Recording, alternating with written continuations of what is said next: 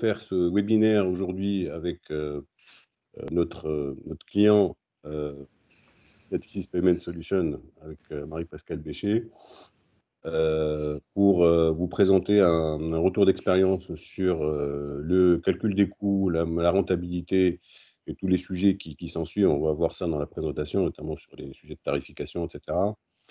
Parce que, et avec notre partenaire MyABCM, parce qu'effectivement, on pensait que cette expérience, un sujet qui était très intéressant, pourrait être très utile à l'ensemble des participants à plusieurs titres. D'abord, le projet a une dimension assez importante puisque c'est à l'échelle du groupe BPCE. Natixis est une entité du groupe BPCE, donc avec toutes les complexités qu'il peut y avoir derrière et que vous pourriez vous-même avoir éventuellement au sein de vos établissements. Il y a un sujet enfin, les rendus du projet derrière ont permis d'atteindre des objectifs, pas uniquement en termes de calcul de coûts, mais ont permis d'enclencher sur des sujets de transformation, éventuellement de tarification, etc. Et je trouve que c'est une des dimensions importantes du projet. Donc, à ces deux titres-là, je pense que ça va être transparaître un peu dans la réunion. Au-delà de l'outil qu'on va présenter aussi, parce que l'outil était quand même un sujet important dans le projet, qui a facilité aussi la mise en œuvre. Je pense que tous ces éléments-là vont être très intéressants. Du coup, je vous invite simplement à poser des questions. Il y a quelqu'un dans la salle, donc, et Julien, qui est notre expert costing, qui va prendre en compte les questions. Donc, n'hésitez pas à les poser au fur et à mesure. Dans le fil de discussion, ouais. Soit assez libre et assez ouvert. Donc, merci encore à Marie-Pascale, qui a bien voulu partager son expérience. Elle sera accompagnée par Emmanuel LDB d'A2 Consulting, qui travaille sur le projet.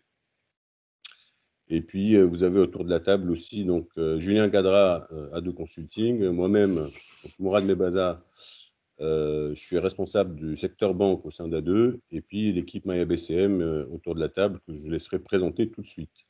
Donc, Marie-Pascale, je ne sais pas si tu veux te présenter, commencer le tour de table. Ben moi, Marie-Pascale Bécher, donc je travaille chez Natixis Payment Solutions. J'expliquerai un peu plus loin le périmètre des activités de Natixis Payment. Et en fait, je suis au niveau de la direction financière, responsable d'un certain nombre de trucs, dont les aspects de modélisation, tarification, costing, enfin pas du pôle paiement, des activités de Natixis Payment. Autour de la table, on a aussi donc Emmanuel, tu es sur le projet depuis un peu plus d'un an. Tu interviens dessus. Oui. Donc, tu es intervenu sur la phase amont, déjà, sur la spécification, et puis, vas-y. Donc, sur toutes les spécifications, j'ai accompagné MyABCM et Natixis Payment Solutions dans la mise en place, la mise en œuvre du modèle. Julien? Oui, moi je prendrai en charge les questions et j'interviens dans les sujets de modélisation et de conception de dispositifs analytiques de calcul de coûts. Alors, autour de la table, côté A2, après on va arrêter là. Il y a Bertrand Montier qui travaille dans l'équipe de direction financière, et surtout Hervé Frata, qui est notre associé et responsable de la practice costing et direction financière chez A2. Donc, Hervé. Bonjour à tout le monde. Bah, écoutez, on espère qu'on éclairera le plus possible la solution qui a été mise en place et comment on a travaillé. Donc, n'hésitez pas à nous poser toutes les questions, on y répondra avec grand plaisir. Je passe la balle, si je puis dire, à MyABCM. Donc oui, David Benatar, je suis le directeur des opérations de MyABCM pour tous les pays francophones. Et voilà, on est ravis aussi qu'il y ait ce retour d'expérience de Natixis. Ok, donc je vous propose d'avancer sur la présentation, comme ça on rentrera rapidement dans le sujet. Donc, on va choisir de vous présenter rapidement les protagonistes. On ne va pas trop s'étaler sur A2 Consulting et MyABCM, mais déjà pour vous présenter les deux entités. Donc, A2 Consulting, on a un cabinet qui a été créé en 2000. on peut appeler un cabinet d'organisation à taille moyenne, 140 consultants. On a la particularité d'être généraliste. On a 6 pôles d'activité que vous voyez sur le slide. Et on a une autre particularité, c'est qu'on travaille autant pour les grands groupes que les petites structures. Et en la matière, vu que les sujets de transformation qui sont amenés par le costing s'y prêtent beaucoup, on a un savoir-faire qui est assez intéressant et assez reconnu aujourd'hui pour justement mettre en place des sujets de changement en type d'organisation. David?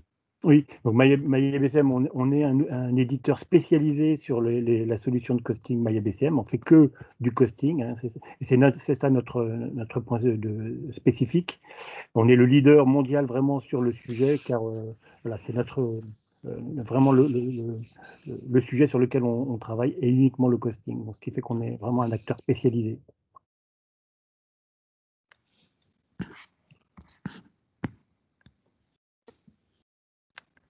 On enchaîne sur NPS, Marie-Pascale.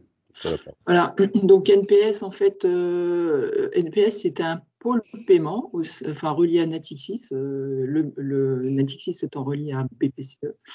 Et en fait, au sein du pôle paiement, il y a une entreprise socle, on va dire, qui est Natixis Payment Solutions. Donc, c'est l'entreprise pour laquelle je travaille, en fait, hein, qui est, historiquement est un opérateur de paiement. Donc, on est dans le monde bancaire. Et en fait, on met en place tous les systèmes, systèmes au sens SI interne et liaison avec les systèmes de place, les systèmes de compensation en France, en Europe, international, enfin bon, même hors Europe, pour délivrer toutes les opérations de paiement, que ce soit en monétique. Alors en monétique, on parle de porteurs, de commerçants. Donc porteur, je ne sais pas trop qui y a comme public là autour de la table, mais un porteur, c'est un porteur de carte. Et puis commerçant, ça va du tout petit commerçant à des grandes surfaces. Enfin, ça peut être tout type de commerçants, y compris le e-commerce. Et ça, c'est le cœur de métier de Natixis Paiement depuis, je sais pas, enfin 20 ans, quoi.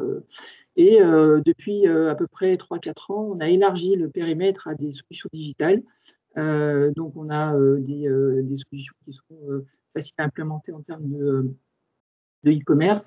On a des solutions de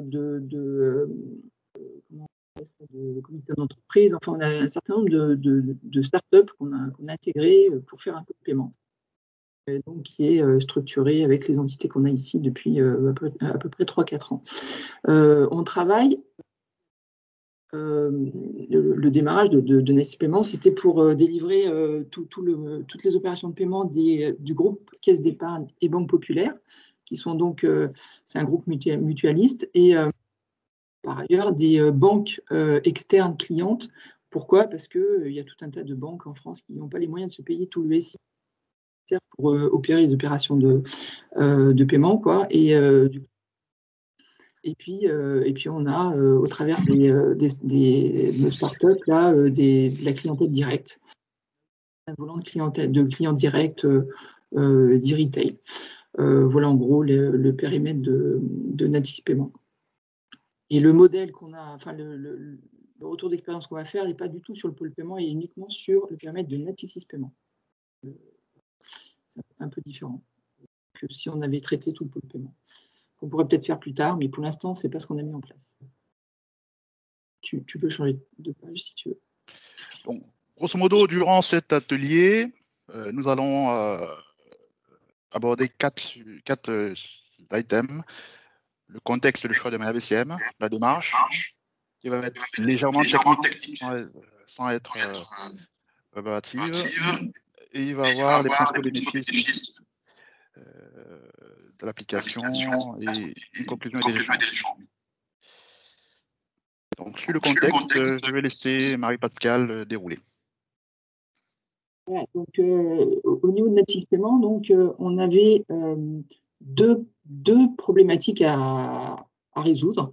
La première, c'est que le modèle de rentabilité de l'entreprise, on a des outils qui étaient obsolètes, en fait, non maintenus. et qui, de toute façon, n'était pas évolutif et du coup, n'arrivait pas à suivre les évolutions de l'entreprise. Il se trouve qu'on a changé d'équipe dirigeante il y a 4 ans et du coup, il y a eu énormément de demandes de compréhension, d'éléments assez fins. Et il nous fallait un outil pour arriver à servir toutes ces demandes. Du coup, on s'est mis en recherche d'outils pour créer un modèle. C'est pas qu'il n'existait pas, mais il a fallu vraiment le recréer de zéro parce qu'on est reparti d'une feuille blanche pour faire un modèle vraiment adapté aux besoins du jour. Ça, c'est la partie du haut, c'est le modèle dit de Native Payment.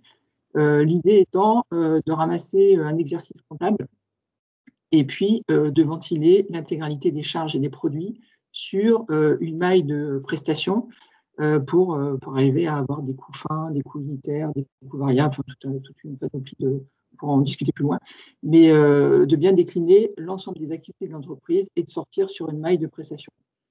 Le deuxième besoin qu'on avait, c'était de changer d'outil pour un modèle de compte d'exploitation qui existait déjà.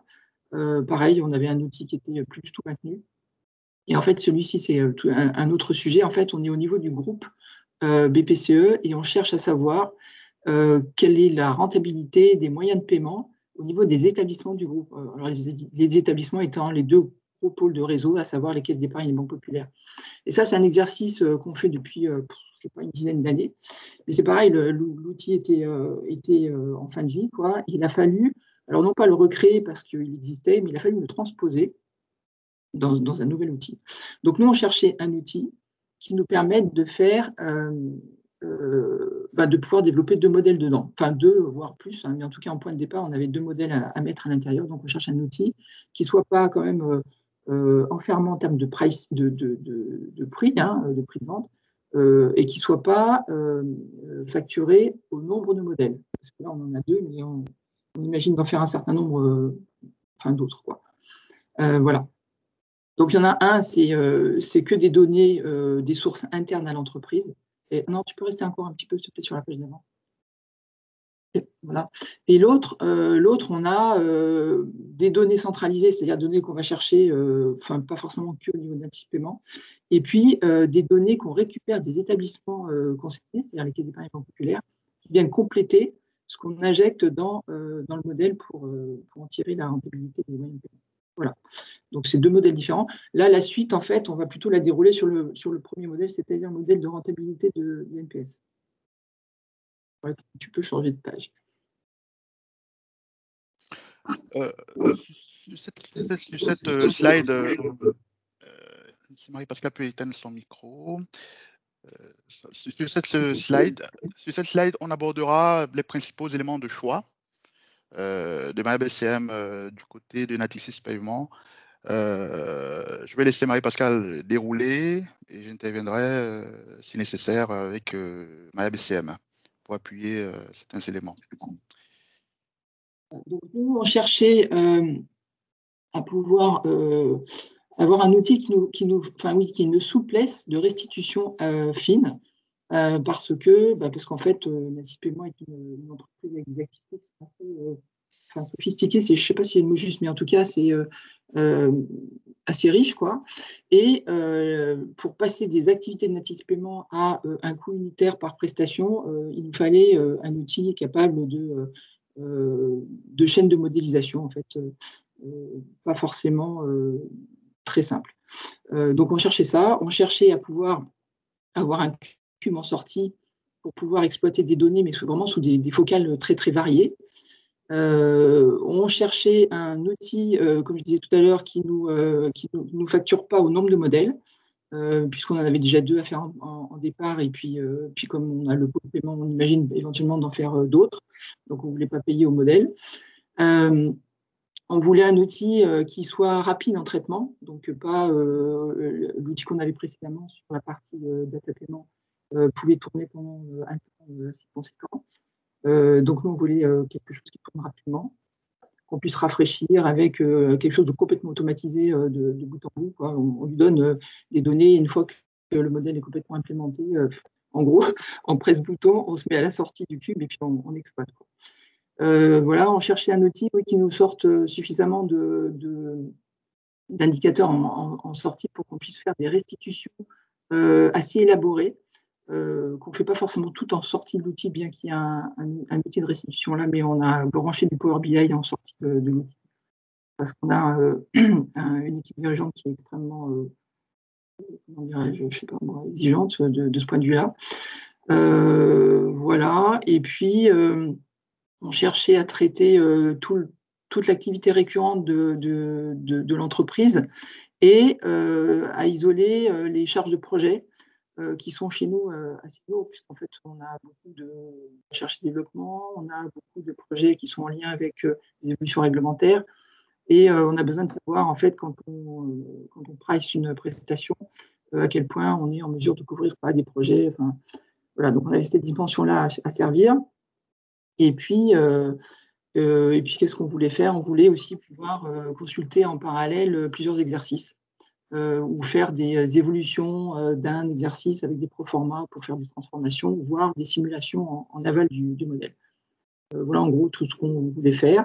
Et on voulait aussi un outil dont les traitements itératifs puissent être audités et compris. Et donc, il y a quelque chose d'assez visuel en fait dans MyABCN de ce point de vue-là.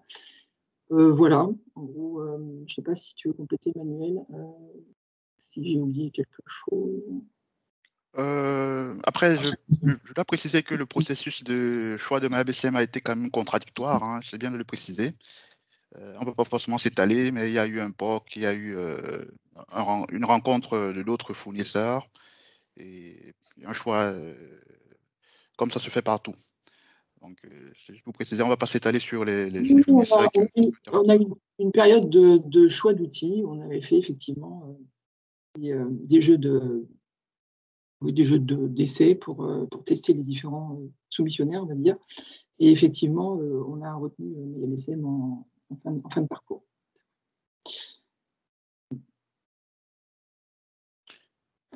Voilà. Donc, Marie-Pascale, je te laisse présenter le contexte du projet, contexte fonctionnel du projet. Ouais. Donc, le contexte, c'est que, ce que je disais tout à l'heure, on avait besoin d'un outil pour remettre à plat la rentabilité des prestations desservies par Natis Paiement.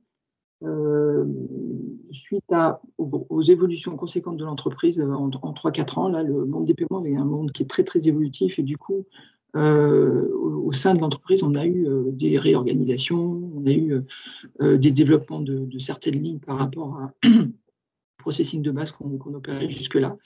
Et donc, il fallait éclairer un certain nombre de sujets pour l'équipe dirigeante et puis même pour les métiers qui traitent les prestations parce que ça permettait de partager, enfin, une des ambitions, c'était quand même de bien partager les différentes, le coût des activités qui permettent de délivrer des prestations.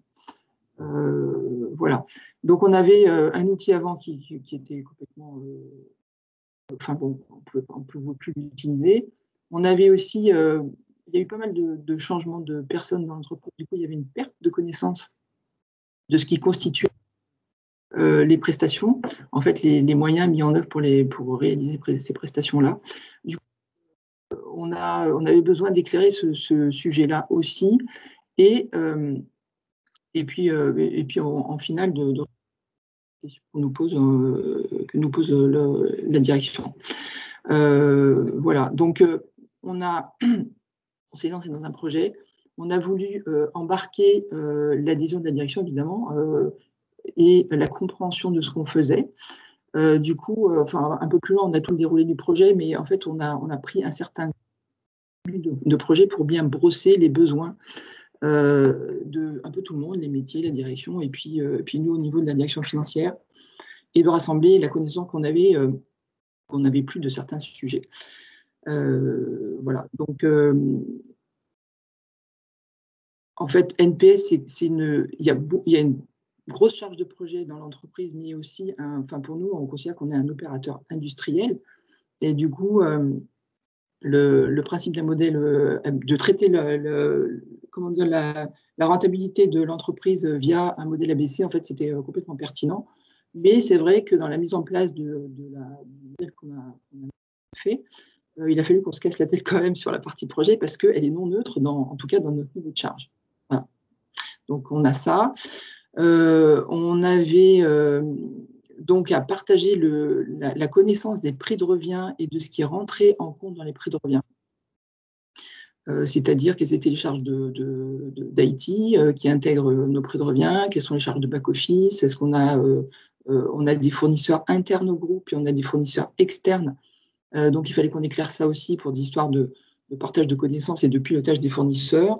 Enfin, il y avait pas mal d'ambition autour du projet. On a fait des entretiens avec en particulier les équipes dirigeantes puis certaines personnes clés de l'entreprise. Et puis, on a fait un recensement de tout ce qui nous a été ressorti. C'est vrai qu'il y avait beaucoup de demandes.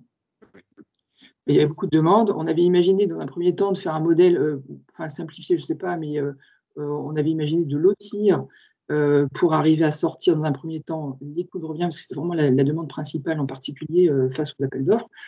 Et puis, très rapidement, en fait, on a développé du premier coup un modèle avec à peu près tous les ingrédients dont on avait besoin, parce qu'il y avait trop de questions qui revenaient, en fait, des questions de niveau assez fin. Oui. C'est l'occasion Voilà. d'approfondir sur la démarche déployée. Comme tu le disais, Marie-Pascale, on a commencé par un recueil de besoins. Pour te paraphraser, c'était en fait un recueil de besoins à la fois d'adhésion, mais un recueil de besoins pour enrichir, en fait, avoir la fine moelle de ce que le MANCO, le COMEX attend du modèle. Donc, les travaux de cadrage ont porté sur principalement le recueil de besoins auprès des membres du COMEX. Je crois qu'on en a rencontré 25. C'est un modèle, on est allé un peu, c'est un modèle qu'on a mis en place en 6 mois. Pour l'avoir monté, la particularité de ce modèle, c'était la variété de besoins fonctionnels. Il y avait un besoin de coût fixe de charge variable, comment est-ce qu'on le met en place, un besoin de pilotage des fournisseurs, un besoin de suivi des coûts IT, un besoin de suivi des ETP, un besoin de suivi des fournisseurs, des prix unitaires, de pouvoir savoir quel est le seuil de rentabilité d'une prestation et même d'un client parfois, d'avoir la rentabilité du client, sachant qu'on en a plusieurs. Donc, ce qui demandait à avoir un compte de résultat par client, par produit, par BU, même si on ne le véhicule pas forcément. Donc, il y avait une variété de vues. C'était, pour parler de complexité, c'était ça la complexité fonctionnelle, avant d'être une complexité technique. Mais heureusement, l'outil facilite la mise en place de modèles qui peuvent être fonctionnellement complexes. Donc, c'était ça la complexité du modèle, la variété des besoins fonctionnels, ce qui fait qu'on se retrouve avec un modèle, on le verra plus tard, à 8 dimensions. Là où d'autres modèles ont à peu près 4 à 5 dimensions. Euh, euh, donc, les phases de mise en place de conception du modèle sont des phases classiques. C'est des phases classiques. L'enjeu, c'était de partir d'une feuille blanche et de proposer des résultats relativement vite. Relativement vite. Je laisserai la parole à Marie-Pascale, hein, mais le modèle ABC, c'est aussi pour mon Rex. Hein. C'est vraiment un modèle d'entreprise, c'est vraiment un projet d'entreprise, et ce n'est pas la direction financière qui peut le faire toute seule.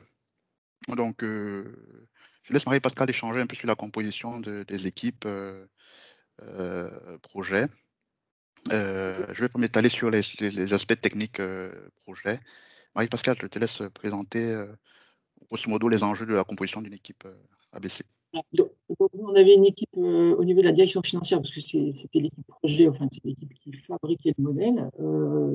Du coup, avec sur l'équipe dite modélisation, pour la conception et puis un peu les spécifications, enfin, oui, pas la rédaction, mais l'expression des spécifications, la mise en œuvre technique, effectivement, c'est Emmanuel qui l'a faite, sur la base de ce qu'on a partagé avec lui. De nos demandes et de leur faisabilité. Donc, on a eu pas mal d'échanges là-dessus, mais donc ça, c'est l'équipe qui était placée au niveau de la direction financière. On avait la direction générale et des contributeurs métiers qu'on a consultés et à qui on a fait un certain nombre de restitutions en fin de parcours, en cours de route, pour leur faire valider certaines règles de gestion. Il y a tout un corpus de règles de gestion dans le modèle. Il y a des référentiels qu'on a fait valider également, où on a rebalayé le périmètre des prestations, parce qu'on a, je ne sais plus, on doit avoir 300 ou 400 lignes de prestations qu'on facture. Et en fait, on voulait un modèle où on se concentre sur des items qui soient utiles pour les appels d'offres. Donc, on a travaillé sur les mailles nécessaires aux appels d'offres pour structurer notre référentiel de prestations. Et de là, en fait, ça nous a servi de colonne vertébrale pour arriver à faire matcher des charges en phase de produit et restituer ainsi des coûts de revient et puis tous les éléments dont on avait besoin, mais à ce niveau-là de prestations. Donc, c'est des espèces de regroupements de prestations qui ont un sens métier. Donc, on a passé du temps là-dessus. On a travaillé aussi avec les équipes IT, en particulier pour dresser un référentiel d'activité sur lequel on arrive à faire tomber toutes les charges IT qui sont pour Natif Paiement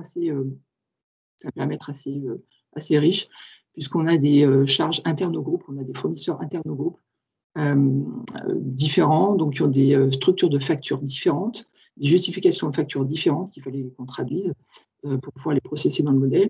Et puis, on a un système je ne sais pas si ça existe dans toutes les entreprises, je pense, mais de déclaratif d'activité de nos équipes IT qui pointent sur des lignes.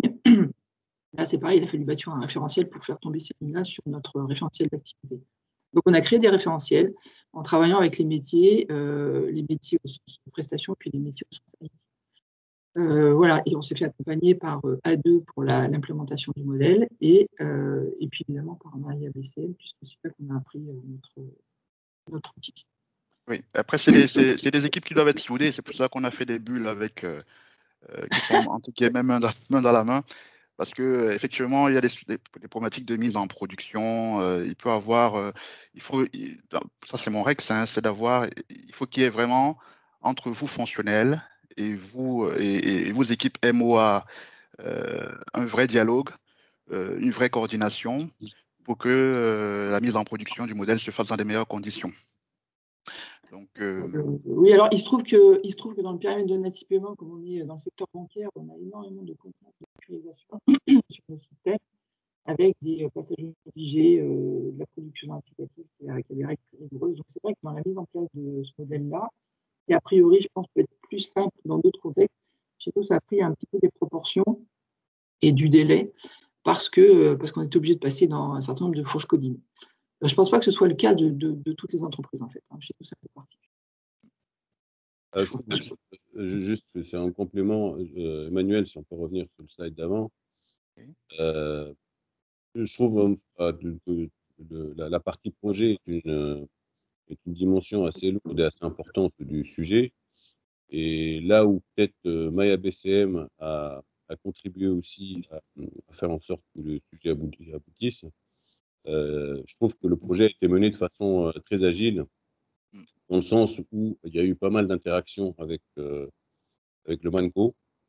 Donc, on parle du fait que la direction générale soit impliquée, que les besoins soient pris en compte.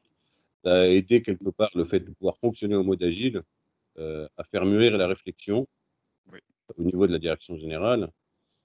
Et du coup, ils se sont sentis quelque part contributeurs des demandes. Je me rappelle au début, la feuille de route était assez simple, et c'est comme une pelote de laine, quelque part, on a tiré les fils progressivement, et les besoins se sont incrémentés. Quand on pense que dans ce genre de sujet, c'est toujours difficile de prévoir tout dès le début, cette démarche un peu incrémentale et progressive a été assez salutaire pour le sujet, ce qui a permis de faire aboutir quelque chose qui, in fine, va être au service des métiers qui ont contribué à construire avec. Et surtout que nous, côté A2 Consulting, on s'est engagé à sortir des versions assez rapidement.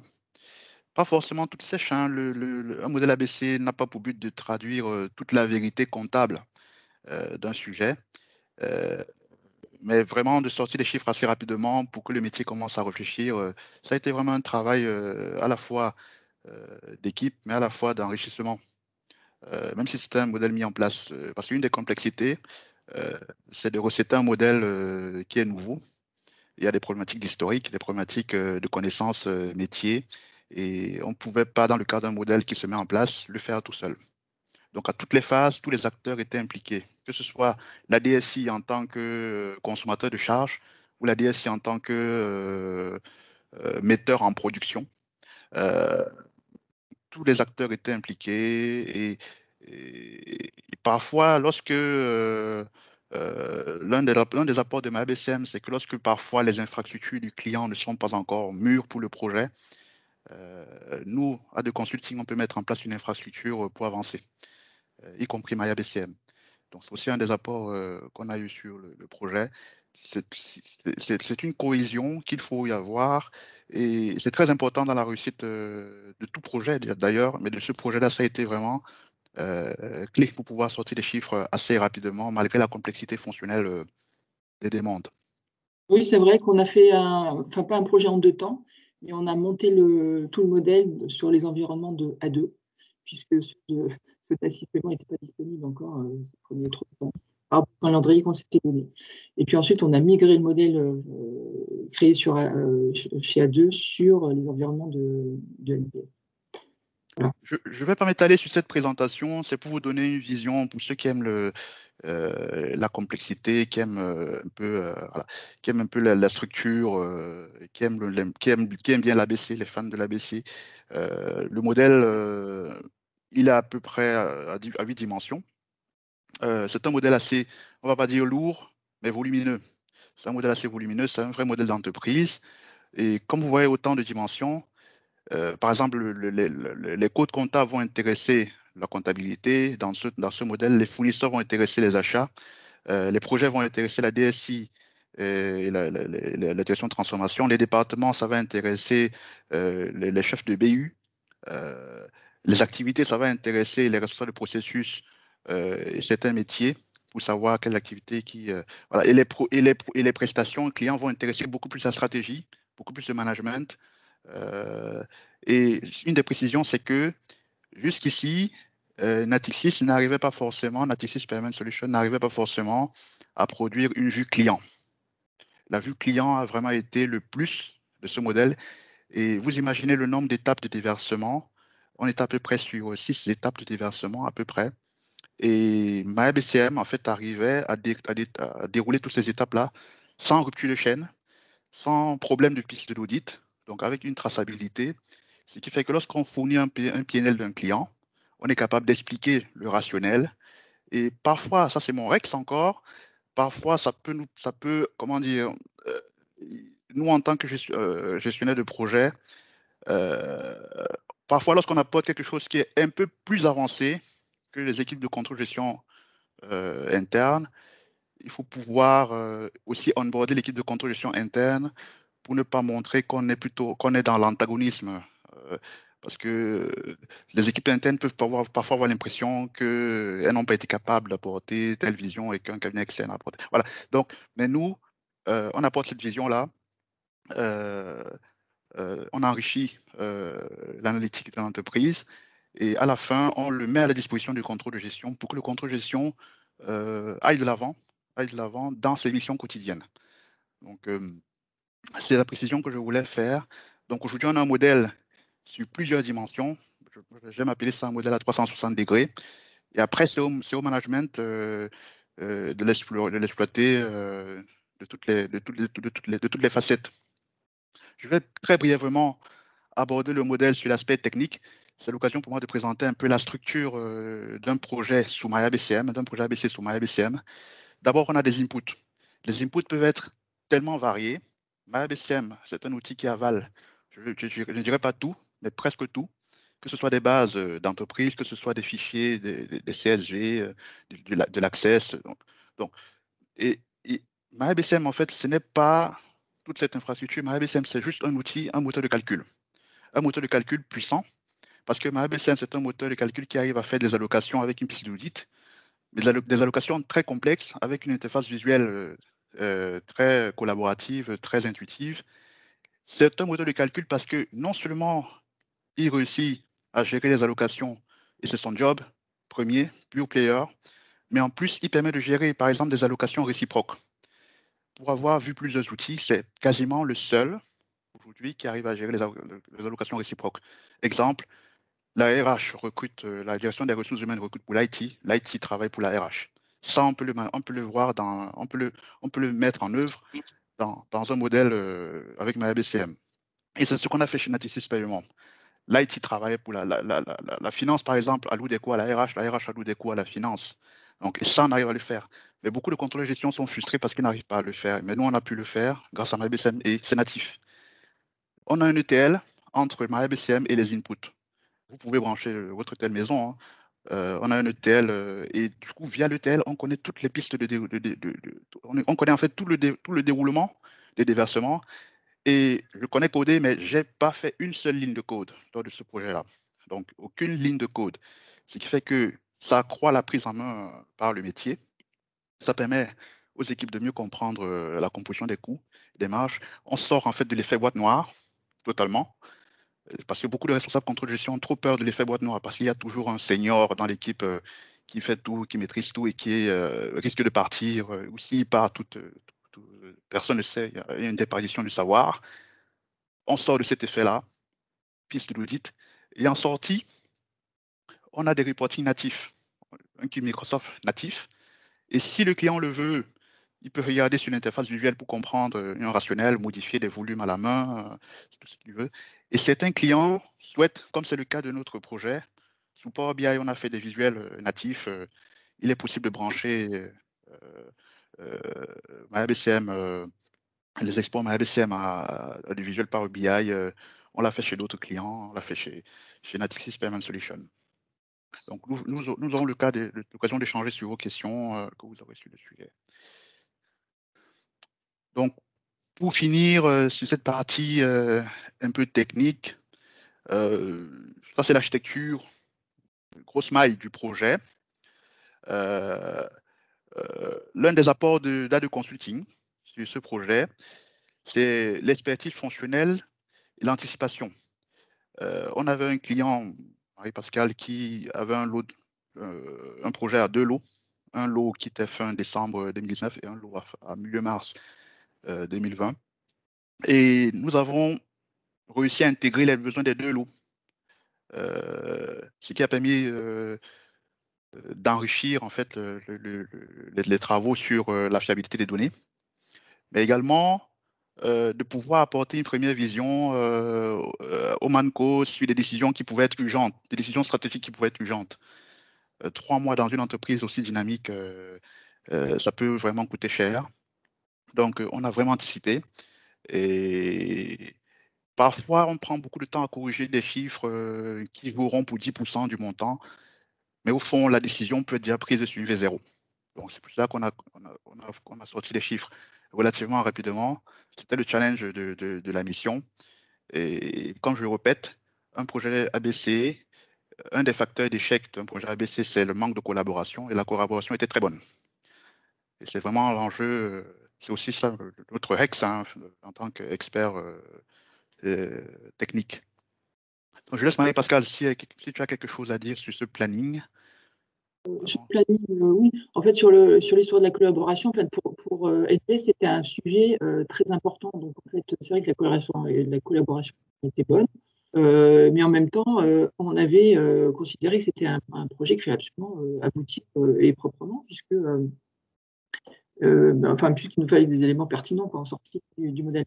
Donc, c'est une collaboration bonne avec beaucoup de soutien. C'est vrai, on n'a pas eu de problème de soutien ou d'incompréhension. Quand on avait des questions à poser, on a trouvé le ManCo en face de nous. Enfin, voilà, on a été bien soutenus pour ce projet-là. Ce n'est pas le cas de tous les projets, mais moi, je tiens à le dire parce que je pense que sinon, on ne pouvait pas le sortir dans ce délai-là, en fait. Les spécifications. Moi, je connais très bien l'entreprise, donc j'étais capable de m'exprimer auprès d'Emmanuel, qui les traduisait très facilement dans l'outil, quoi. Voilà, mais je pense que si on n'avait pas eu ce soutien-là, en fait, on n'aurait pas pu mener quand même ce projet dans ce délai-là. Ça, c'est une première chose. L'autre chose que je voulais dire, c'est que ce qu'on cherchait aussi, c'est d'avoir une équipe qui nous accompagne et qui nous fasse la création du modèle, mais qu'en sortie du projet, pardon, le modèle soit vraiment à notre main et qu'on soit en mesure d'équipe métier, de le faire vivre, c'est-à-dire de le maintenir, de le faire évoluer si jamais, je sais pas, il y a des nouvelles prestations qui arrivent, s'il faut changer des règles de gestion, etc. Ce qui est complètement le cas, en fait. Donc ça aussi, c'est une des réussites du projet, parce que compte tenu de la complexité du modèle qu'on a, c'est pas évident, en fait, d'imaginer qu'on puisse être complètement autonome là-dessus, sur un modèle qui n'existe pas, avec un outil qu'on n'avait pas auparavant. Donc ça, c'est aussi une des réussites du modèle. Et oui, on a réussi à traiter nos deux lots en première passe, puis après on a stabilisé le modèle, puis après on fait des proformas où on rectifie des règles de gestion à la base, mais c'est vraiment de la gestion de modèle, c'est plus du tout de la création, quoi. La création du modèle, elle a vraiment pris 6 mois. Ce qui me paraissait, moi, au départ, pas garanti, quoi. Non, mais c'est le calendrier qu'on nous avait en fait imposé. Je ne pensais pas qu'on arriverait à forcément le tenir. Si finalement on a réussi à le tenir, mais en fait on a vraiment fait pratiquement que ça, quoi. C'est un projet phare, majeur. Enfin, ça a occupé l'équipe à temps plein, en fait. Voilà. En parlant des bénéfices, nous allons vous dérouler les principaux bénéfices. On ne sera pas exhaustif, hein. Les principaux bénéfices du projet, de l'application. Marie-Pascale, je te laisse dérouler. Donc là, on a un modèle, ce qu'expliquait Emmanuel tout à l'heure, avec un cube duquel on peut sortir vraiment des focales très très différentes. Donc nous, ce qui nous intéressait, c'était des prix unitaires, c'était des prix de la rentabilité de prestations, c'était de savoir quelle était la part variable d'un prix, quelle était la part, d'un coût, quelle était sa part fixe. C'était de savoir quelles étaient les parts de projet. C'était d'imaginer pouvoir répondre à un appel d'offres en se concentrant sur uniquement des coûts de production et pas des coûts complets. C'était de sortir une modélisation de toute l'entreprise sur un exercice comptable. On avait vraiment des besoins complètement différents. Et du coup, on a sorti les résultats de 2019. On les a remontés au MANCO avec la première fois sur 2018, c'était plutôt une restitution du modèle avec ce qu'on pouvait en tirer. Alors, c'est jamais exhaustif parce qu'en fait, c'est extrêmement riche, donc on a fait des choix de présentation. Et puis, la deuxième fois, c'est-à-dire quand on a sorti le modèle d'exercice 2019, on s'est concentré sur un certain type de présentation. Donc là, par exemple, c'est un exemple, et on fait des pages de présentation, on en a des 50, 100, 60, enfin on peut en faire, je sais pas, 300, je pense, même en sortie de modèle. En tout cas, là, ce qu'on a voulu présenter, c'est qu'on avait des couches, ce qu'on appelle des COGS, donc qui sont vraiment des coûts d'exploitation courantes, des prestations, où on a une structure de charges qu'on a mise dans le modèle, où on a d'un côté des charges de sous-traitance, des charges d'équipe métier, d'exploitation informatique, interne, externe, de la MOA, MOA, enfin voilà, ça fait tout ce qui participe, tout ce qui constitue en fait le corps de dépenses récurrentes pour délivrer les prestations. Puis ensuite, on a isolé des coûts de projet. Qu'est-ce qui est immobilisé, qu'est-ce qui est amorti, donc c'est la deuxième couche. Puis ensuite, on a toutes nos charges transverses d'entreprise et plus que ça, parce que nativement étant travaillant pour des délégations de VPC, on a des charges dites indirectes qui sont un peu atypiques. Et voilà. Et donc, en fait, cette structure de présentation-là, c'est parce qu'en fait, elle est montée dans le modèle et donc on peut se placer au niveau qu'on souhaite. Quand on répond à un appel d'offres, on sait qu'on peut descendre sur le coût de revient fixe ou variable de la partie uniquement récurrente en haut. Et on peut jouer ça au niveau d'un client, on peut le jouer au niveau d'un groupe de clients, on peut le jouer au niveau d'une prestation, d'un groupe de prestations. On l'a à tous les niveaux, en coût unitaire, en assiette, enfin, on l'a sous toutes sortes d'angles de vue, quoi. Voilà, donc ça c'est un exemple de présentation, mais c'est vrai qu'on a beaucoup d'informations et on a réussi à éclairer des problématiques jusqu'à maintenant qui demandent à chaque fois un temps d'étude dédié, sans être jamais sûr qu'on avait ramassé exactement tous les éléments nécessaires à l'étude. Là, on a tout dans le même outil, quoi. Ça, c'est un autre exemple. De présentation de clients où on a le chiffre d'affaires en bas, on a le taux de marge et puis on a en lecture directe par type de client, groupe de clients, comment ils se situent par rapport à une marge moyenne de l'entreprise.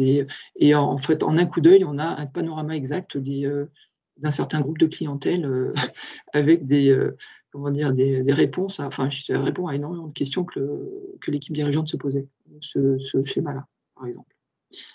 Les clients sont fictifs, hein, je vous le dis là, quand même, juste.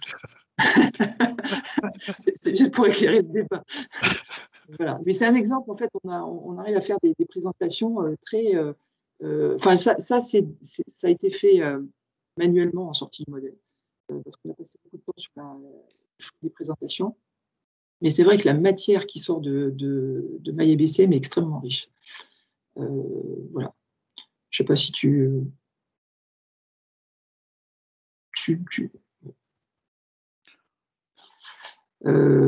voilà. Donc, en fait, oui, nous, on cherchait à comprendre de quoi étaient faits les coûts de revient.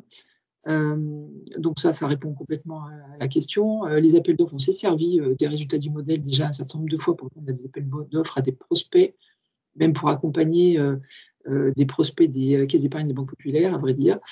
On a délivré des niveaux de rentabilité par type de client ou par grand groupe de clients. En particulier, on a ce qu'on appelle des grands remettants, des commerçants qui nous délivrent pas mal de flux pour lesquels on a des tarifications particulières. Et donc, on a fait même un simulateur en aval du modèle qui nous permet de répondre à des questions sur ces fameux grands remettants. On a dans la structure de l'entreprise, enfin ce qu'on appelle des BU, mais une qui est vraiment sur le processing. On arrive à lui délivrer vraiment une lecture de son niveau de rentabilité qui est dans une espèce de sous-ensemble de l'entreprise, hein, qu'on ne pouvait absolument pas faire avant. On a des charges spécifiques à un système de paiement qui viennent de délégations de BPCE qui étaient auparavant pas du tout connues, des charges de traitement de fraude. C'est pareil, enfin, toute la fraude ou les impayés qui sont des périmètres un petit peu sous-jacents des paiements qui coûtent beaucoup d'argent. On a réussi à les mettre complètement à plat et à les présenter. Enfin, on a vraiment réussi en sortie du modèle là à avoir les éléments qu'on cherchait à avoir, je pense à peu près tous, quoi. Enfin, il nous reste encore quelque chose à faire sur les projets pour faire du multi-exercice. Mais à part ça, je pense qu'on a réussi à servir toutes les demandes qu'on avait recensées au départ. Voilà, le modèle il est assez solide puisqu'on l'a fait tourner sur. Enfin, là, on est en train de se faire tourner les données 2020. Et on n'a pas de retouche de structure du modèle, on n'est pas tombé là-dessus. Donc, on l'avait bien monté, quoi. Et on a simplement fait évoluer des règles à la marge ou, je sais pas, on a choisi des volumes. Enfin, je sais pas, on a fait évoluer le référentiel de volume ou de prestations en fonction de ce qui avait bougé dans l'entreprise. Mais on n'a pas eu à casser quelque chose pour le recréer, quoi. Je ne sais pas si Emmanuel, si tu veux parler de ça, mais en fait. Et puis, il est possible de casser, hein. Il est possible de casser, ça se fait assez facilement. De casser pour faire évoluer, de casser pour autre. Oui, enfin, nous, notre idée, c'était pas trop de faire un modèle pour casser aussi sec, c'est plutôt de faire un modèle qu'on puisse utiliser de façon. Non, mais pour qu'on puisse se faire tourner des campagnes de. On fait ça annuellement, on ne fait pas ça à un rythme plus serré. Plein de raisons, enfin, bref, de gestion d'entreprise, on n'a pas de raison de le faire plus souvent. Mais n'empêche qu'une fois par an, on a besoin de faire cette campagne-là. C'est vrai qu'on ne peut pas se mettre dans une procédure de projet tous les ans pour sortir les données, quoi. Et maintenant que le modèle est créé, nous, on a une équipe dirigeante qui s'attend à ce qu'on lui sorte des données. Alors, je ne dis pas instantanément, parce qu'en fait, ça prend un certain temps quand même de valider toutes les sources et puis de les stabiliser dans le modèle, en termes de données, pas de modèle. Mais disons qu'en 2 mois, il faut qu'on sorte nos informations. Voilà. Peut-être qu'il y a un sujet important par les temps qui courent dans cette période d'incertitude. On a parlé de simulation tout à l'heure. C'est un élément supplémentaire aussi qui a conditionné le choix au départ. C'est pour pouvoir prédire l'avenir quelque part aujourd'hui, sachant que c'est très compliqué. La simulation est un outil assez utile, y compris pour la direction générale. C'est là aussi que ça a intéressé. Pour si jamais il y a une décision de mise sur le marché d'un produit, d'une prestation ou effectivement de réduire l'engagement vis-à-vis d'un client, etc., quelque part, il faut pouvoir faire les simulations en amont Et il n'y a qu'un modèle, un briquet tel qu'il a été construit, permet de voir par anticipation les impacts. La Il y a simulation ça, est complémentaire. oui. Il y a ça, et puis il y a eu, enfin là récemment, c'est simple, hein, il y a eu le Covid. Le Covid en termes de paiement, ça a quand même, ça a eu des effets puisque ça a complètement changé le comportement des gens et puis même le volume d'affaires, on va dire, d'achat.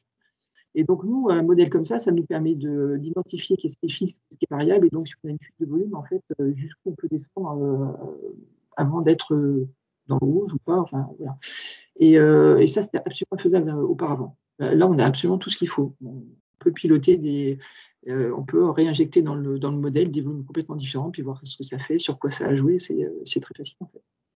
Et même dans le cadre de la perte éventuelle d'un gros client, on est capable de restituer au management l'effet complet qu'aura la perte de ce client-là. Le contrôle de gestion traditionnel dira on perd juste le chiffre d'affaires, mais nous on dira on perd le chiffre d'affaires lorsqu'on perd ce client-là, mais également il y avait des ressources dédiées à ce client qui seront oisives. Il y a également le fait que d'autres ressources, des coûts fixes vont peser sur d'autres prestations historiques. Et donc, on arrive à avoir une analyse beaucoup plus puissante et rapide, de répondre assez rapidement à des questions que se posent des stratèges d'entreprise derrière ce modèle-là. Donc, euh, il y a plein d'usages, on va pas forcément s'étaler, mais c'est un modèle qui est fonctionnellement très riche. Je ne suis pas sûr, hein, je passe le contre Marie-Pascal, je ne suis pas sûr qu'on ait vraiment exploité tout le potentiel euh, que Non, fournissent ces restitutions derrière ce modèle. non, non, parce que en fait, les restitutions, on a fait des choix de restitution. La première phase, c'était pour vraiment présenter le modèle, le résultat, et puis oui, enfin, répondre aux questions qui avaient été posées sur la rentabilité des clients, la rentabilité des prestations, les charges fixes et variables, etc. Donc, c'est vraiment des résultats natifs du modèle pour les partager avec l'entreprise. La deuxième fois qu'on a fait des restitutions, on a commencé à faire des choix d'analyse en disant, OK, on va faire un focus sur des charges récurrentes, on va faire un focus sur tel type de client, enfin bon, bref. Donc, on a fait un autre jeu de présentation. On a pérennisé, donc on les pérennise dans du Power BI parce qu'en fait, nous, ça nous permet d'avoir en presse-bouton énormément d'informations. Et puis, c'est très facile à présenter aux métiers. Je pense qu'on va même en mettre à disposition des métiers, en fait. Et puis voilà, et là, on va sortir les données de 2020 et puis on va encore enrichir parce que maintenant qu'on a stabilisé l'étape 1, l'étape 2, on va toujours, on peut toujours aller plus loin, quoi. On peut descendre au niveau d'un établissement, on peut faire des croisements entre des taux de marge et puis des niveaux de marge. Enfin, oui, je pense que, enfin, infini, j'en sais rien, mais il y a énormément de matière là-dedans. On peut s'occuper à exploiter les données. Oui. Donc, nous allons passer à la phase des échanges. Je laisse Maria-BCM dérouler rapidement une présentation succincte de l'outil. Oui, alors juste pour compléter ce qui vient d'être dit sur la solution MyABCM, le principal atout de MyABCM, c'est son agilité. Agilité aussi bien fonctionnelle, on a vu qu'on peut adapter le modèle aux évolutions de l'organisation assez rapidement, mais aussi agilité technique. En fonction des attentes en termes de performance, on va pouvoir faire adapter l'architecture. Je ne sais pas si tu peux montrer effectivement l'adaptation technique pour avoir des temps de calcul et une performance optimale. Et puis, il y a un point important aussi de la solution, c'est le coût de possession de MyABCM, qui est vraiment parmi les plus performants des solutions du marché. Alors, on va passer à présenter. Voilà. Un autre point sur MyABCM, c'est qu'elle couvre, l'outil couvre l'ensemble des phases d'un projet, c'est-à-dire de l'extraction des données, le moteur de calcul pour faire toute la partie réallocation, et puis la fourniture de cubes d'analyse pour permettre les restitutions. Donc, on peut faire des restitutions aussi bien dans Excel que dans Power BI, pourquoi pas, ou dans notre outil de BI qui est intégré à la solution. Donc, la solution couvre vraiment l'ensemble des étapes. Et puis voilà, pour vous donner juste quelques exemples d'analyses qu'on peut produire dans MyABCM, on peut faire des dashboards, etc., montrer des évolutions de rentabilité ou de coûts sur plusieurs périodes, et aussi faire ce qu'on appelle du BPM, c'est-à-dire tracer des processus et récupérer les données du modèle dans ce type de processus qui montre l'enchaînement de plusieurs activités ou de tâches. Voilà, on ne va pas aller plus loin. Si jamais vous avez besoin d'une démonstration plus approfondie de la solution, nous sommes bien sûr à votre disposition pour organiser cette présentation. Donc, je ne sais pas si Julien a des questions qui ont été recensées, ou si les uns et les autres ont des questions, si quelqu'un veut parler. J'ai relancé dans le fil de conversation, si les gens avaient une question à poser, n'hésitez pas. Moi, ce que je remarque surtout, un peu aussi en guise de conclusion, c'est que l'outil répond bien aux besoins, répond tellement aux besoins quelque part qu'il s'efface. Il s'efface pour ce pourquoi l'outil est fait, c'est-à-dire pour analyser des résultats, pour aller enquêter sur les chiffres et non pas pour passer son temps dans l'outil pour le plaisir de modéliser, mais vraiment pour en tirer de la valeur dans des discussions ici avec un comité de direction. Mais on a vu également avec un certain nombre d'opérationnels pour faire de la tarification et du pricing et regarder avec des simulations quelles peuvent être l'évolution des décharges. Alors, j'ai une petite question quand même. On nous demande la périodicité des calculs dans le modèle pour NPS. Alors pour NPS, nous, on a, en fait, on le fait une fois par an parce qu'en fait, on a des calculs de provision mensuels qui sont un peu compliqués compte tenu du fait que Natixis Paiement est relié à Natixis qui est coté en bourse. Voilà. Et donc, en fait, ça fout pas mal de choses. Donc, on a décidé qu'on faisait ça une fois par an. Et de toute façon, la structure d'activité de NPS ne justifie pas le fait qu'on fasse tourner le modèle plus souvent que ça, en fait, à vrai dire. Si on le faisait tous les 6 mois, en faisant un gros effort, en fait, on n'aurait pas des résultats très différents. Donc, il a été acté qu'on le ferait tourner une fois par an.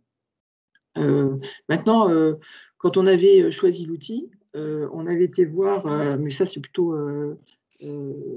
David qui pourrait le dire, mais on a été voir un client de MyABCM qui fait tourner son outil tous les mois. En fait. C'est notre modèle, en fait, c'est nos modalités qui sont annuelles, mais en fait, ça dépend des modèles, quoi. Et le délai de mise en disposition des coûts, en fait, c'est une question de traitement de sources. Nous, on a des sources qui sont assez sophistiquées, on va dire. Donc, je dirais qu'il nous faut 2 mois. Si on fait que ça, il nous faut 2 mois pour faire démarrer la campagne et puis sortir les données qui sont complètement structurées maintenant qu'on a défini comment les présenter en sortie. Au départ, ça nous a pris du temps. Quand vous voulez faire une simulation, il vous faut combien de temps pour jouer justement un scénario? Une simulation, c'est on change quoi? On va changer des volumes, je sais pas quoi, on recharge les volumes, et puis voilà, je sais pas, Emmanuel, c'est combien de temps? C'est moins de 40 minutes, moins de 40 minutes. C'est ça, j'ai immédiat, c'est pas immédiat, mais c'est le temps de charger les nouvelles données et puis de voir le résultat, quoi. Mais en fait, on change rien au modèle, donc c'est comment on alimente le modèle. En fait, le temps, pour moi, le temps de résultat dépend de ce qu'on va donner à traiter. Après, il y a des sources qui sont fournies en interne, qui arrivent à des périodes bien définies, ce qui fait qu'entre le début d'une campagne et la production des chiffres, il peut s'écouler 2 mois. Mais dans le fonctionnement technique du modèle, on parle de 40 minutes à peu près pour faire un jeu de données. Oui. Malgré le fait qu'on ait autant de dimensions, et il y a des transformations qui sont faites nativement, ce qui fait qu'en fait, on ne gère que des référentiels et derrière, des restitutions se font toutes seules.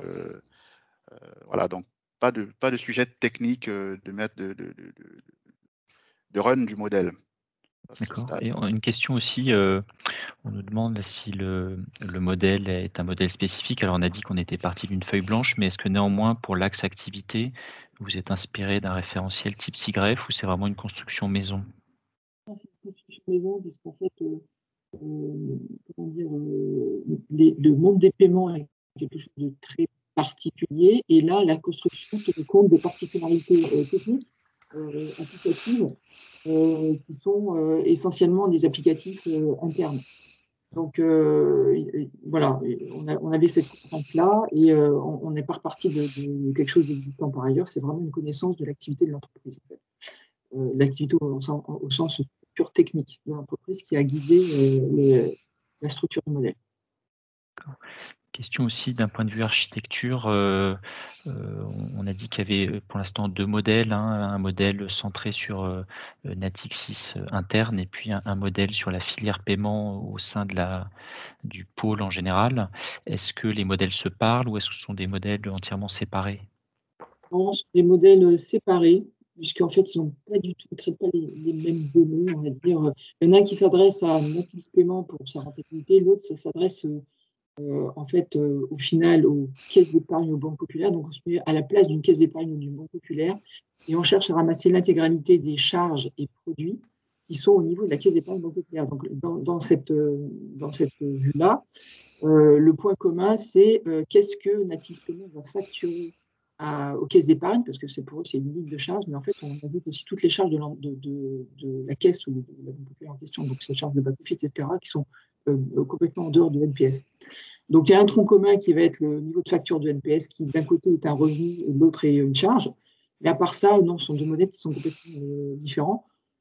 Après, la structure la lecture qu'on en a donnée pour les banques populaires est plus pédagogique que ce qu'on fait au niveau de NPS, puisqu'en fait, on n'est pas au niveau de la structure de produits de NPS, en fait. On a des regroupements pour que ça rentre dans les chaînes de réflexion des établissements qui ne sont pas celles de NPS. On est fournisseur dans cette histoire. Un des fournisseurs des établissements. D'accord, on a une question. Alors, c'est peut-être une des dernières, parce que je vois qu'on déborde un peu, mais forcément, ça soulève pas mal de sujets. On demande quel est le mapping qui est réalisé pour passer des ressources comptables à une vue plus métier. Est-ce que c'est une automatisation? Est-ce que ce sont des imputations en amont qui sont faites? Comment vous êtes passé de cette strate comptable à cette vision métier? On a fait des ateliers avec le contrôle de gestion et la comptabilité. Évidemment, la comptabilité a une vision beaucoup plus d'engagement, mais nous, on se pose la question on se pose des questions d'ordre économique. Et on se demande qu'est-ce que c'est qu'une ressource au sens du client, au sens du métier, au sens du produit. Et derrière, on arrive à faire des mappings et techniquement, puisque ça c'est la question, on constitue en fait ces ressources économiques-là via l'ETL que nous avons. Et donc, du coup, cette vue-là, on arrive à la construire, mais on a tout un schéma qui est compréhensible par tout type de fonctionnels, de spécialistes fonctionnels. Donc, c'est par automatisation qu'on arrive à aboutir à cette vue économique-là, de la comptabilité, à un modèle de ressources et donc un modèle économique. Par exemple, nous, on va chercher à avoir un ETP, mais derrière, il va avoir les appointements, intéressement, participation, tout ça. Donc, et on va, par exemple, avoir l'ETP de la direction financière, ça va être un croisement entre les salaires de base et tout, et le département de direction. Mais c'est natif. C'est natif. On le conçoit, on l'automatise sans code. Je répète, sans code. L'opérationnel comprend facilement la composition de ces ressources économiques-là. Et c'est quelque chose qui est compréhensible par le management. Là où le management ne comprendra pas forcément des codes comptables. Voilà. Je ne sais pas si j'ai répondu à la question. Moi, j'aurais rajouté des possibilités, on va dire. C'est qu'on a fabriqué un référentiel pour le modèle d'activité qui est devenu la colonne vertébrale évidemment du modèle, mais pas que. On l'a déployé au niveau de l'IT, on l'a déployé au niveau du contrôle de gestion qui nous constitue une base de gestion, quoi. Et en fait, ce référentiel-là nous permet d'automatiser beaucoup de choses, et en particulier les imputations des fournisseurs. Par exemple, on peut dire que tel fournisseur, une fois qu'on a cartographié les fournisseurs, on sait sur quelle activité on va les imputer, et effectivement, l'ETL le fait. Mais avant tout ça, on a effectivement bâti un référentiel d'activité pour arriver à allouer toutes les ressources en fait, qu'on utilise sur des activités, lesquelles sont modélisées pour atterrir sur des prestations. Et souvent, dans le cadre d'un modèle ABC, c'est souvent l'occasion de revoir les processus. Il y a forcément une revue des processus, et ces activités-là sont issues de la revue des processus qui a été faite. Et derrière, ces processus, ça parle en fait au COMEX. Et ce sont ces processus-là qui qui sont consommés par les produits, par la clientèle, voilà, par les objets de coût. Et, Voilà. ouais, et moi, je voudrais juste rajouter une chose, c'est donc quand on a créé le modèle, on l'a fait à la main, en fait, cette application. On a détouré les codes comptables qui mettraient en place des charges personnelles, on a détouré les codes comptables qui mettaient en place des ressources IT qui étaient par ailleurs justifiées sur les activités. Et puis, on a affecté à la main tout le reste, en gros, on peut faire simple, de cette fameuse base de gestion qui est qui est la base comptable, repassée dans les mains du contrôle de gestion. Mais le contrôle de gestion de NPS a un travail mensuel qui ne permet pas de traiter la rentabilité. Et du coup, là, maintenant qu'on a bâti le modèle et qu'on a bâti ce référentiel d'activité, eh ben, on est en train de mettre en place au niveau du contrôle de gestion tous les automatismes qui permettront de nous délivrer une base de gestion enrichie des codes d'activité, ce qui jusqu'à maintenant n'était pas le cas. Mais c'est le travail sur le modèle de renta qui permet de faire la gestion. Mais notre engagement en tant que modélisateur sur cet outil et sur ces données de NPS, c'est d'anticiper le futur. Et nous, lorsque, selon la roadmap de NPS, on passera à un semestriel ou un trimestriel, cela se fera sans accroc sur le plan technique et même sur le plan fonctionnel. Donc, le modèle était préparé pour ça. Et de fois, on commence toujours par un annuel, puis selon une roadmap, on passe à un semestriel, puis à un trimestriel, selon qu'on a les ressources pour administrer le modèle, selon qu'il y a des demandes du COMEX, selon... voilà. Donc, mais nous, on prépare le futur et c'est ce qui a été fait dans le cadre de ce projet. Et là, je vois une question là, sur un fournisseur qui travaille pour plusieurs activités. Ben, il a une clé, en fait. Une clé, ça dépend ce qu'on fait dans la compta, mais si dans la base de gestion, on a des lignes de facture qui sont suffisamment détaillées, ce qui est le cas, on affecte à la ligne. Donc, il faut qu'on ait un libellé comptable qui soit exploitable, et puis à partir de là, on sait affecter l'activité. Si un fournisseur est nouveau, on le détecte, puisque en fait, l'ETL permet de sortir les fournisseurs qu'on n'avait pas l'année précédente. Et puis à ce moment-là, en automatique, et puis on les prend, on prend tous les écarts, et puis on les traite une fois pour toutes, et une fois que c'est documenté, après c'est automatique. Oui, d'ailleurs, pour rebondir là-dessus, la filière fait qu'un fournisseur type, des gros fournisseurs comme les réseaux Visa ou Mastercard font bien sûr plusieurs dizaines d'activités différentes. Donc de toute façon, le modèle est fait pour justement prendre en compte cette finesse de prise en compte de fournisseurs qui interviennent sur toute ou partie de la chaîne de valeur. En fait, la difficulté, je pense que c'est une difficulté, c'est d'avoir dans les éléments de gestion, donc notre fameuse base un champ avec une information qui permet de dire, tiens, ce libellé-là égale telle activité, du référentiel. Voilà, une fois qu'on a mis ça en place, après, c'est pas compliqué. Mais ça nécessite d'être mis en place. Enfin, nous, en tout cas, on n'avait pas, on n'avait pas cette mécanique. Donc, il a fallu la mettre en place.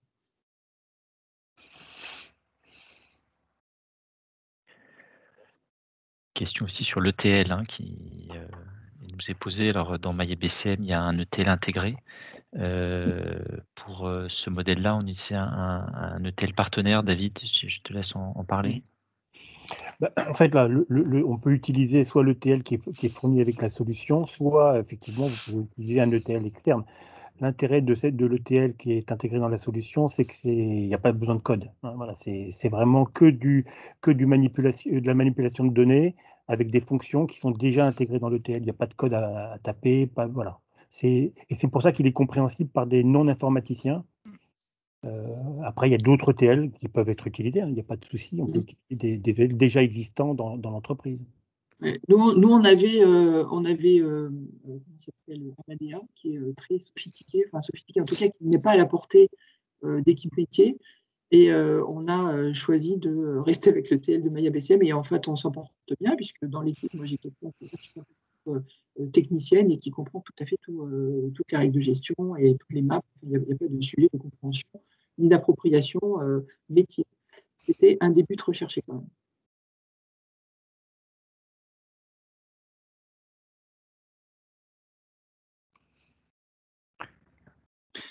Chez nous, je suis en train de dire la question là, sur la structure des informations.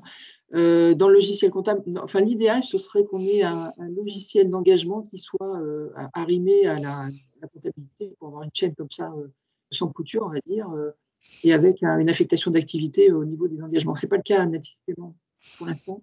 C'est une ambition qu'on a sur les outils et le SI comptable futur, parce qu'il va falloir qu'on en change. Et donc oui, dans le cadre du changement du SI comptable, on a bien l'intention d'avoir une information d'affectation d'activité qui soit le plus en amont possible. Aujourd'hui, ce n'est pas le cas. Donc aujourd'hui, on a patché, on va dire, mais demain, c'est bien ce qu'on cherche à faire.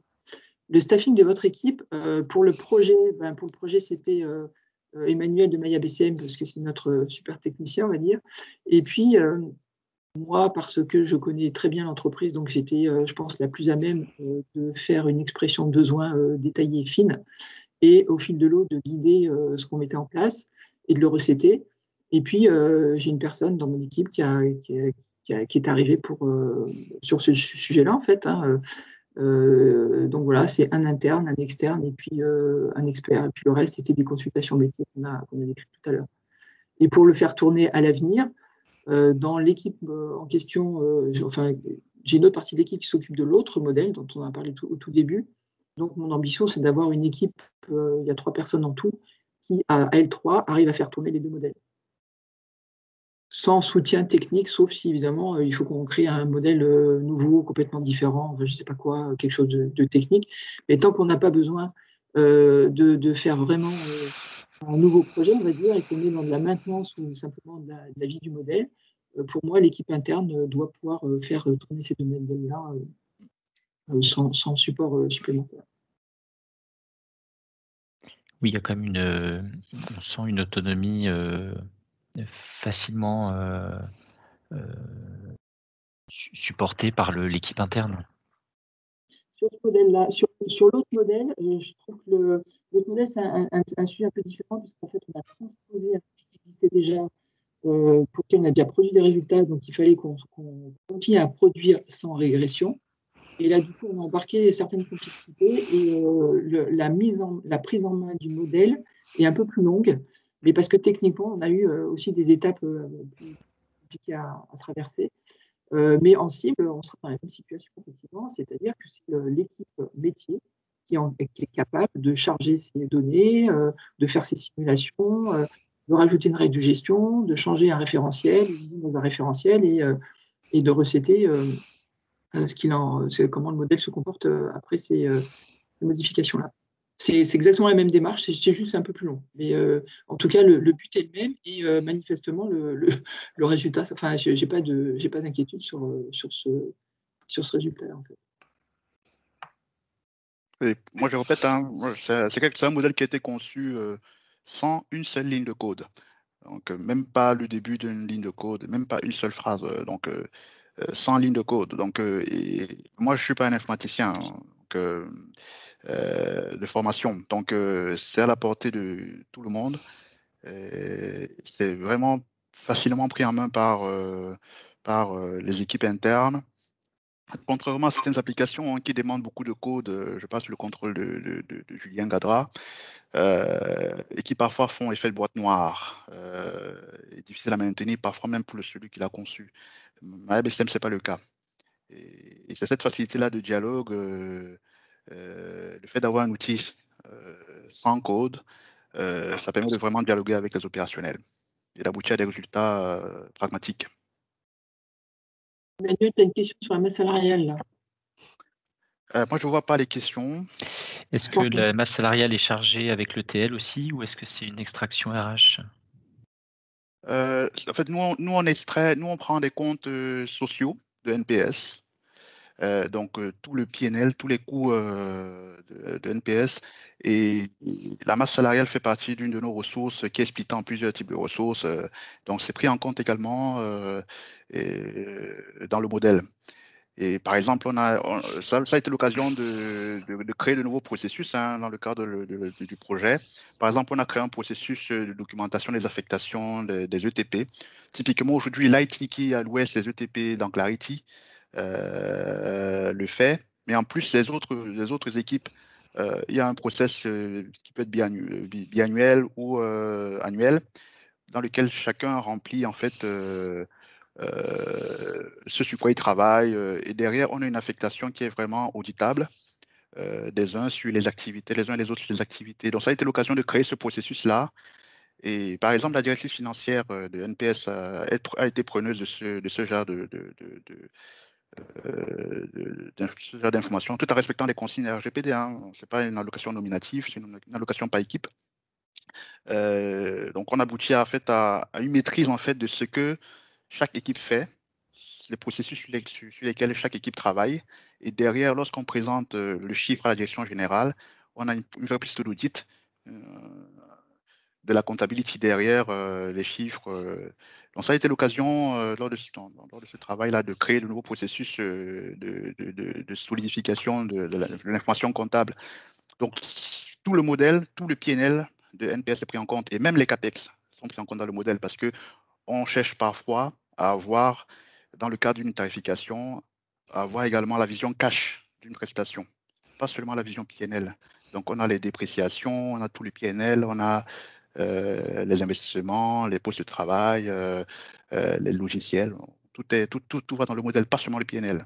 Donc, la vision cash.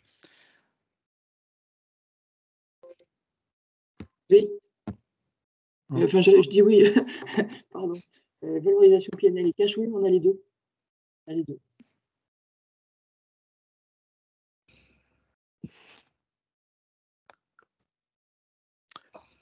Donc, Julien, je ne sais pas s'il y a d'autres questions.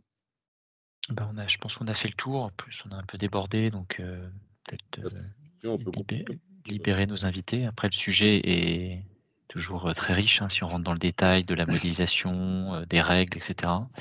On pose la question pour le support. Oui, on peut peut-être le diffuser auprès de ceux qui étaient inscrits. On va s'assurer que les chiffres sont bien fictifs, Marie-Pascale. Oui, je vais refaire une passe pour vérifier qu'effectivement, il n'y a pas un chiffre, un vrai, quoi. Mais après, c'est ça, il n'y a pas de problème. Le nom des clients était peut-être fictif, mais les marges à plus de 50% aussi, non? Il faut que je regarde. Donc, merci beaucoup, merci énormément à Marie-Pascale de se prêter à ce Rex. Merci beaucoup à MyABCM, merci à toute l'équipe à deux, et merci surtout à tous les présents pour votre intérêt pour le sujet. Moi, si j'ose tenter une synthèse, il y a deux bonnes nouvelles. Un, avec MyABCM, vous voyez que vous pouvez répondre à l'ensemble des questions que vous vous posez là, qui sont des questions, pas que des questions de direction financière, mais des questions d'entreprise, de stratégie, d'organisation, le CTP, la tarification, les coûts, la concurrence, enfin tout, quoi. Et la deuxième bonne nouvelle, c'est que j'imagine que chacun a une organisation spécifique, a des besoins spécifiques. Donc, vous voyez que l'outil est assez évolutif et assez agile pour permettre de s'adapter à vos besoins. Si vous avez des questions sur le sujet, sur l'outil, sur la démarche, sur le projet, si vous souhaitez, vous avez en tête de lancer un projet similaire, n'hésitez pas, vous avez tous les contacts à disposition, côté MyABCM et de notre côté. Et merci beaucoup, je vous souhaite une excellente journée. Et à bientôt, j'espère. À bientôt, portez-vous bien. Merci à tout le monde. Merci, au revoir, bonne journée. Au revoir. Bonne journée.